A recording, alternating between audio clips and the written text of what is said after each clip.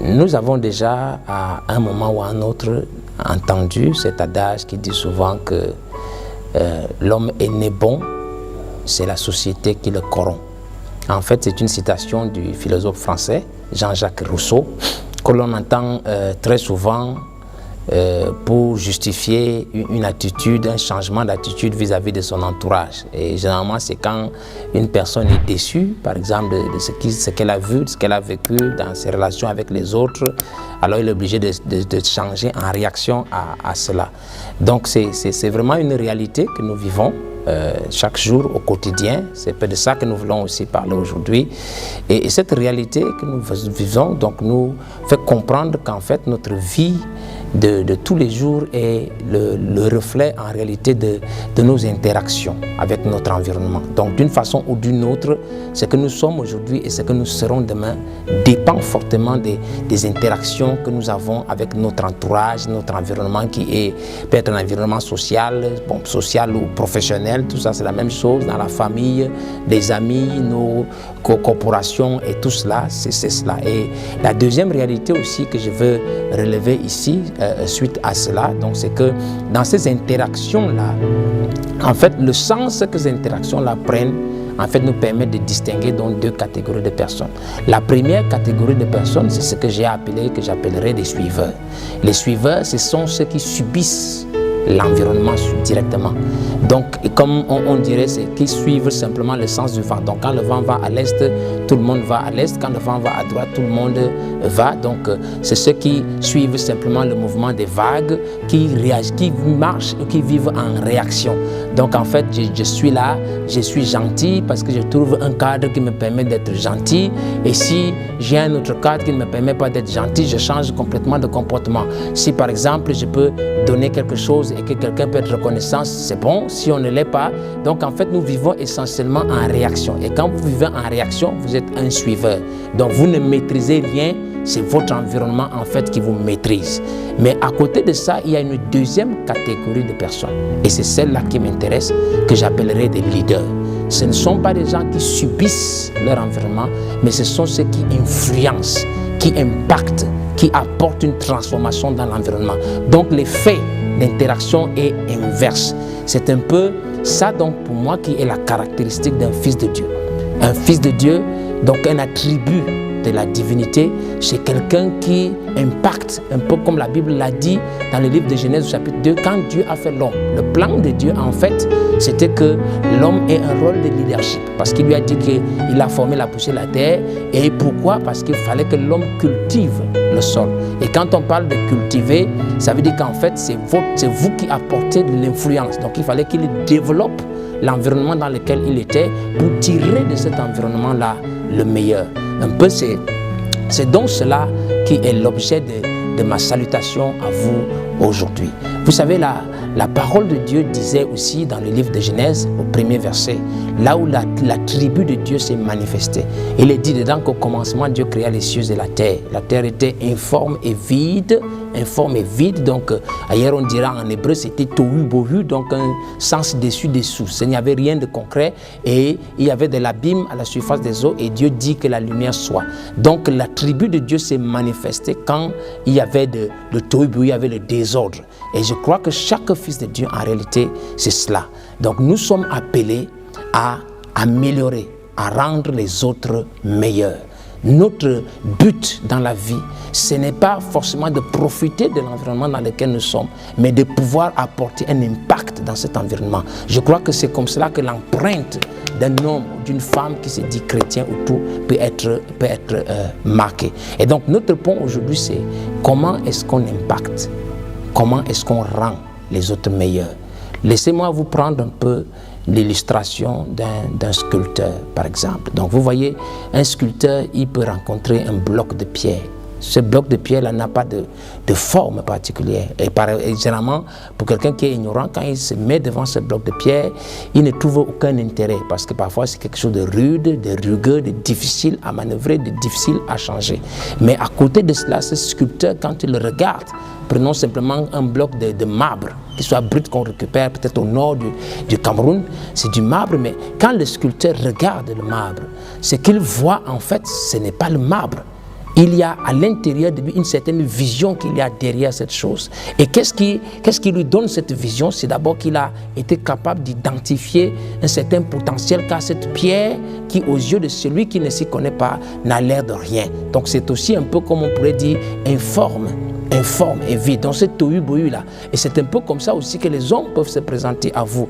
Quand vous les voyez, il n'y a rien de bon à tirer. Mais notre travail, en réalité, c'est que nous devons être capables d'identifier dans chaque personne un potentiel. Parce que personne au monde ne vient sans un potentiel. Et une fois que vous êtes capable de l'identifier, comme nous sommes en train de parler de ces sculpteurs-là, de voir le potentiel qu'il y a dans chaque personne, c'est un peu comme un petit grain de lumière, un petit rayon de lumière au milieu de l'obscurité. Si vous portez seulement votre attention sur cette lumière-là, l'obscurité n'existera pas. Et donc, nous devons être capables de faire ça, de voir ce qu'il y a de bien dans chaque personne. Une fois que nous sommes capables d'identifier ce qu'il y a de bien dans chaque personne, nous pourrons amener ou tirer le meilleur.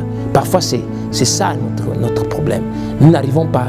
C'est très facile, en fait, dans la nature humaine de critiquer, de voir ce qui ne va pas, de voir ce qui est mauvais, de voir ceci. Mais si, comme le sculpteur, un peu comme celui qui avait sculpté la statue de Moïse, vous savez, Michel-Ange. Donc, c'était un bloc de granit de 2 mètres de haut. Derrière ce bloc, il voyait une œuvre, un chef-d'œuvre. Il voyait une œuvre d'art magnifique qui durerait dans le temps. C'est un peu comme quelqu'un que vous avez en face de vous et vous dites, mais ce gars, il est têtu, il n'est pas bien, il n'est pas ceci. Ça peut être dans son cœur qu'il y a un bloc de granit. Peut-être est-il dur à manœuvrer, mais il y a quand même quelque chose, il y a un potentiel en lui. C'est que si vous imprimez une image, cette image-là demeurera pour des siècles et des siècles. Et nous devons donc faire ce petit travail-là, de l'avoir identifier le potentiel qu'il y a dans chaque personne. Ça peut être quelque chose de simple, de petit, de presque insignifiant. Mais si nous concentrons notre attention là-dessus, c'est là nous pourrons tirer le meilleur. Et donc, comme avec notre sculpteur il identifie le potentiel dans sa masse de pierre. À partir de là, il se fixe une vision dans son esprit. Il y a quelque chose qu'il veut atteindre. Et c'est comme ça, donc chaque fois qu'il regarde la pierre, ce n'est que ça qu'il voit. Il ne voit pas les défauts, il ne voit pas les déchets, mais il voit là où il veut arriver. Et je crois que nous devrions faire comme ça. Dans chacun de nous, à côté de nous, de notre voisin, dans notre entourage, il y a quelque chose de bon. Et nous pouvons regarder, avoir une perspective sur le long terme, ce que ça pourrait être. C'est cette chose qu'il y a de bien dans la personne qui est à côté de nous, peut-être dans ma femme, peut-être dans mon mari, peut-être dans mon enfant. Si cela éclate et explose, qu'est-ce que ça pourrait donner? Et une fois que nous avons fixé cette vision, le sculpteur, qu'est-ce qu'il fait? Alors il commence à travailler. Ça va prendre le temps que ça prendra, mais il prend un temps, il y a de la patience, il y a de la persévérance. Il commence à agir pour atteindre le but de sa vision. Et quand vous reviendrez, ça peut prendre même 40 ans, comme avec Michel-Ange. Quand vous revenez pour regarder le bloc de pierre, le bloc de marbre que Michel-Ange avait au départ, 40 ans plus tard, ce marbre-là a un prix qui est incomparable. C'était un véritable chef-d'œuvre, la statue de Moïse. Et je crois que nous sommes capables, nous aussi, en tant que fils et filles de Dieu, de réaliser ça avec ceux qui sont autour de nous. Nous devons nous appliquer. Une fois que nous avons cette vision-là, nous avons pu saisir qu'on peut tirer quelque chose de bon de chaque personne, parce que c'est le cas en réalité. Nous devons travailler à cela. Et comment est-ce qu'on travaille? La première chose, c'est d'abord par les paroles. Nous devons parler, nous devons le dire. Il est très facile, frère. Quand nous voyons les choses négatives, c'est facile. Comme on dit, la critique, tout le monde peut trouver quelque chose à critiquer. Mais pouvoir identifier ce qui est bon, c'est ce qui est rare. Et c'est ce que nous devons faire si nous voulons rendre notre environnement meilleur. Trouver cette chose bonne-là et puis travailler à ce qu'il y a de bon, cette petite lumière qu'il y a dans mon frère, dans ma soeur, dans mon mari, dans ma femme, dans mon enfant, dans mon voisin, et ainsi de suite, cette petite lumière-là, qu'elle puisse éclater. Et comment est-ce qu'on fait ça? C'est par les paroles qu'on prononce, des petites choses agréables qui semblent insignifiantes, mais qui ont un impact certain. Oh, ce n'est pas de la flatterie qu'on dit, mais de pouvoir simplement rehausser ces choses-là. S'il y a un moment à peut-être dire ce qui n'est pas bien, qu'on le dise, mais qu'on ne mette pas l'accent dessus. Mais c'est sur quoi on met l'accent. Ce n'est pas sur les ténèbres, mon frère, mais c'est plutôt sur les petites lumières que nous voyons. Et quand nous mettons l'accent dessus, non seulement nous le parlons, mais en plus aussi, il y a quelque chose dans l'homme. C'est que l'homme, en fait, ne se transforme réellement le plus aisément que par rapport à ce qu'il voit. Donc les choses que vous voulez qu'il réalise, les choses que vous voulez qu'il fasse, que vous puissiez le manifester vous-même.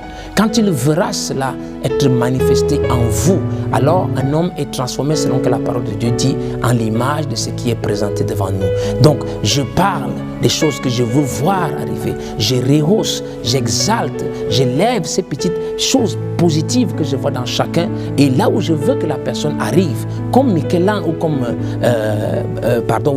Michel-Ange sculptait la statue, je commence à sculpter cette chose au travers des actions que moi-même je mène, et la personne en face de moi, en regardant cela, en le voyant, peut regarder quelque chose à imiter. Et je peux vous garantir que chacun d'entre nous, vous pourrez vous rendre compte que au-delà de toutes les ténèbres que vous avez vues autour de vous, vous n'êtes plus là pour les subir, mais vous pourrez être capable de créer un nouvel environnement en rendant les autres meilleurs. Et quelque part, pourquoi vous pourrez avoir un jour peut-être, que ce soit de ce côté-ci du rideau du temps ou de l'autre côté du rideau du temps, vous entendrez quelqu'un qui viendra et vous dira: mon précieux frère, ma précieuse sœur, mon ami, mon frère et tout ça, si tu n'avais pas été là, je ne serais pas ce que je suis aujourd'hui.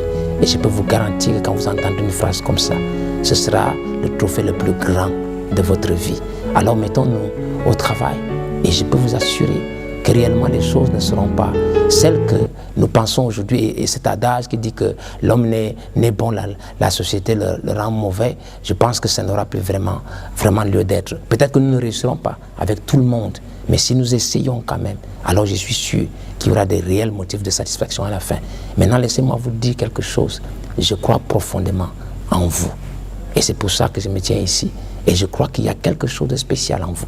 Quel que soit l'état de corruption dans lequel ce monde peut se trouver, les hommes mettent beaucoup l'accent sur « oh, ceci est mauvais, oh, ceci ne va pas ». Toutes les nouvelles ne parlent que des catastrophes. Mais nous ne voyons pas les lumières qui brillent dans les cœurs, l'espérance qu'il y a dans chacun de nous. Si nous pouvons seulement faire ressortir ces choses-là et réussir et travailler à ce que cela soit promu, je crois que notre monde sera différent aujourd'hui. Ainsi que Dieu vous bénisse. Je voulais vous donner cette petite salutation.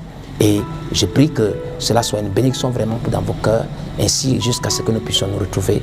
Que la grâce de Dieu soit sur chacun de vous, et recevez mon affection et mon amour chrétien le plus intense et le plus intime, à nous retrouver la prochaine fois. Dieu vous bénisse richement.